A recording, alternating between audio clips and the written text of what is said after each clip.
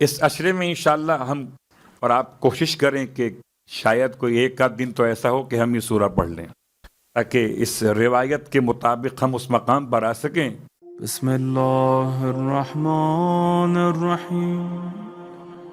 سورہ زخرف کی تلاوت کیوں کی جائے، اس سے کیا ملے گا؟ تو سرکار ختم یہ مرتبہ صلی اللہ علیہ وآلہ وسلم ارشاد فرماتے ہیں کہ جو شخص بھی سورہ زخرف کی تلاوت کرے گا، پروردگار عالم قیامت میں اس سے فرمائے گا، خدا بات کرے گا اس سے، جو آج خدا سے بات کرے گا۔ بس جو طریقہ بات کرنے کا ہے مصطفیٰ نے بتایا ہے کہ یہاں سورہ زخرف پڑھو، تم خدا سے بات کرو، اور قیامت میں خدا تم سے بات کرے گا۔ خدا کیا بات کرے گا؟ خدا ہر کس و ناکس کو منہ نہیں لگاتا، خدا اس کو منہ لگاتا ہے کہ جو منہ لگانے قابل ہیں۔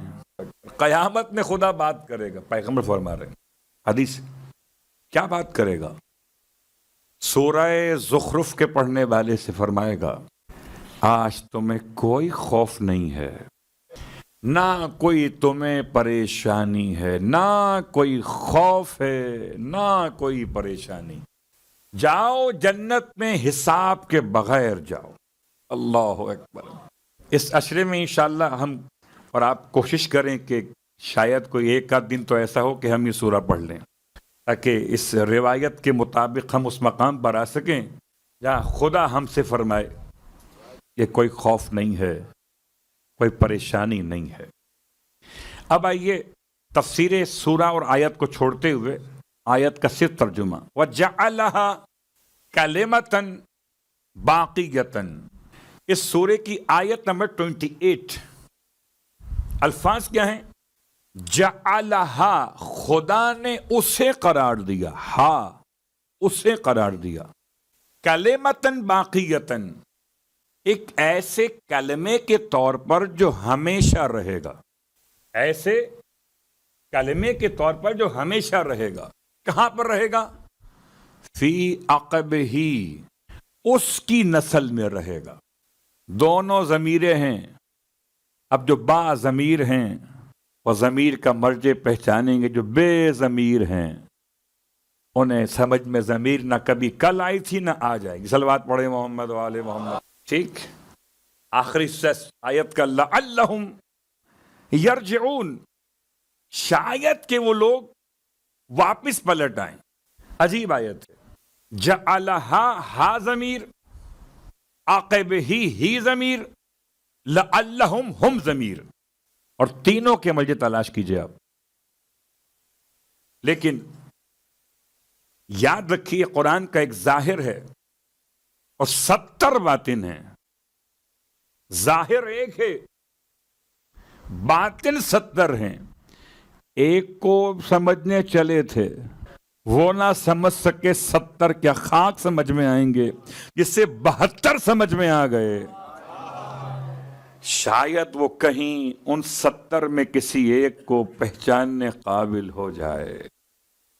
بڑی احتیاط سے جملہ استعمال کیا میں نے کہ دعویٰ بھی نہ ہو جائے اور مایوسی بھی نہ ہو جائے۔ 72 کو پہچانیں گے تو 70 میں کسی ایک تک تو پہنچیں گے۔ اب آئیے اس کا ایک باطن بیان کر رہا ہوں آپ کی خدمت مقدس میں۔ ظاہر تو میں نے بیان کر دیا، ظاہر کا مطلب کہ اس میں خدا نے حضرت ابراہیم علیہ السلام کے زمانے کا تذکرہ فرمایا کہ کلمہ توحید کو خدا نے قرار دیا ہے ابراہیم کی نسل میں۔ کلمہ توحید کو، شہادت وحدانیت کو خدا نے قرار دیا ہے کلمہ باقیہ بنا کر، ایسا کلمہ بنا کر جو ہمیشہ رہے گا ابراہیم کی نسل میں، کہ شاید کہ کبھی عام انسان پلٹنا چاہیں تو انہیں کلمہ نصیب ہو جائے۔ یہ اس کا ظاہر ہے۔ اب اس کا باطن بروایت امام جعفر صادق علیہ السلام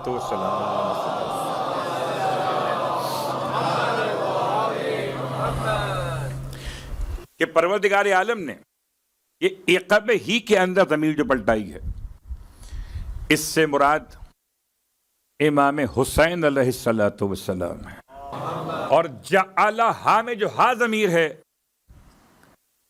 اس سے مراد منصب ہدایت اور امامت ہے، کہ خدا نے امامت کو قرار دیا ہے حسین کی نسل میں، شاید کہ کوئی انسان پھر حسینی ہو جائے، لعلہم یرجعون، شاید کوئی اتنا ہمدرد ہو جائے کہ حسین کا ہمدرد دکھائی دے، لعلہم یرجعون۔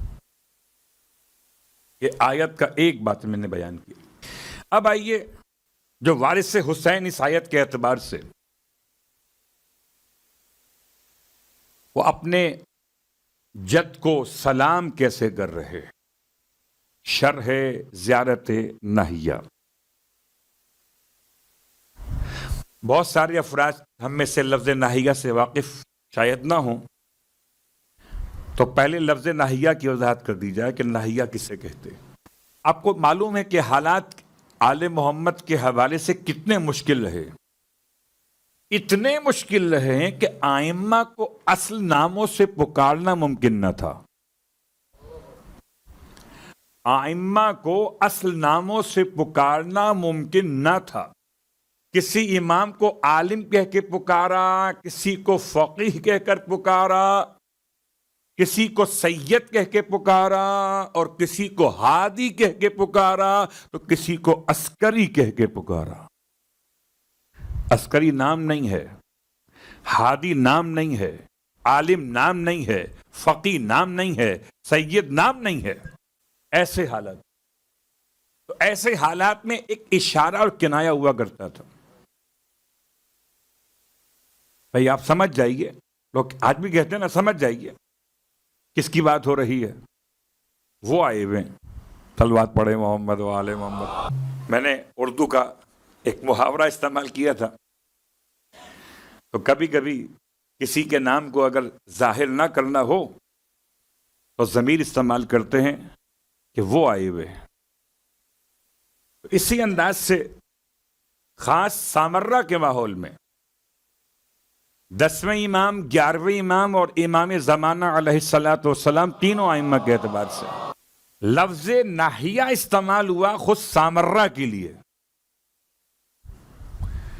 بھائی یہ خبر کہاں سے آئی؟ خبر اس طرف سے آئی ہے۔ ناہیہ کہتے ہیں طرف کو، سمت کو۔ کس کی طرف سے آئی ہے؟ ان کی طرف سے آئی ہے۔ تو یہ لفظ طرف اردو میں، لفظ سمت اردو میں، اس کا عنوان عربی کے لحاظ سے ناہیہ ہے، اور الف لام کے ساتھ الناہیہ، اس سے مراد شہر سامرہ ہے، اور الناہیہ میں شخصیات سے مراد دو شخصیات ہیں، ایک امام حسن عسکری علیہ الصلوۃ والسلام اور ایک امام زمانہ علیہ السلام، دو شخصیات۔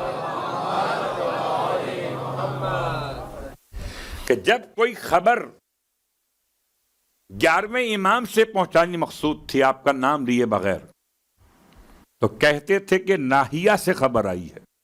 جب کوئی خبر پہنچانا مقصود تھی امام حجت سے نام لیے بغیر، تو کہتے تھے کہ ناہیہ سے خبر آئی ہے۔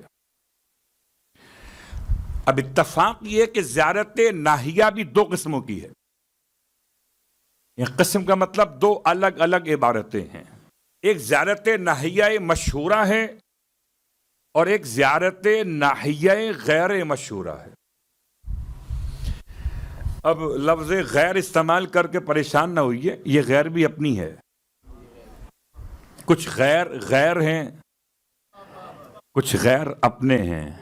تو لفظ غیر اردو والا اور ہے اور عربی والا اور ہے، اور یہ غیر کس کے مقابلے پر؟ مشہور کے مقابلے پر ہے۔ ایک مشہور ہے اور ایک غیر مشہور ہے، بالکل ایسے جیسے زیارت عاشورہ، مشہور اور غیر مشہور، ایسے زیارت ناہیہ، ایک مشہور ایک غیر مشہور۔ زیارت ناہیہ غیر مشہور کیا؟ پہلے سن لیجئے، ذرا سی تمہید ہے، ابھی ہم اس کے الفاظ پر آج شاید نہ پہنچ سکیں کہ آپ کی خدمت میں پیش کریں، ذرا سی تمہید مکمل ہو جائے۔ اور یہ تمہید اس لیے انشاءاللہ فائدہ مند ہوگی کہ ہو سکتا ہے کہ آنے والا کل یعنی کل کا دن امام زمان کا ظہور ہو جائے، اور پھر ہم اگر کل زمانے کے امام کے ظہور کے بعد اگر امام کی خدمت میں امام کے جج کا پرسہ پیش کرنا چاہیں تو کن الفاظ کا انتخاب کریں گے؟ اس لیے یہ بہت اہم۔ تو میں نے چاہا کہ پہلے ذرا اس کی وضاحت ہو جائے کہ ناحیہ غیر مشہورہ کیا ہے۔ زیارت ناحیہ غیر مشہورہ کا عنوان ہے زیارت شہدائے کربلا۔ اس میں امام نے ہر ایک شہید کا نام لے کر الگ الگ ان شخصیات کو اس زیارت میں مخصوص طور پہ بیان کیا۔ جب کبھی مقتل سے کسی شخصیت کو سمجھنا ہو کہ آیا یہ کربلا کے شہیدوں میں شامل ہے کہ نہیں، تو کتب رجالیہ کے علاوہ ایک اور دلیل یہ بنتی ہے کہ آیا زیارت ناحیہ میں نام شامل ہے کہ نہیں۔ اگر زیارت ناحیہ میں نام شامل ہے، سمجھو کہ یہ شخصیت کربلا کے شہیدوں میں شامل ہے۔ اب آئیے اتنے سے تعارف کے بعد یہ زیارت ناحیہ غیر مشہورہ، بعض کہتے ہیں یہ اصلاً غیر مشہورہ والی زیارت امام حسن عسکری علیہ الصلوۃ والسلام آپ کی بارگاہ سے آئی۔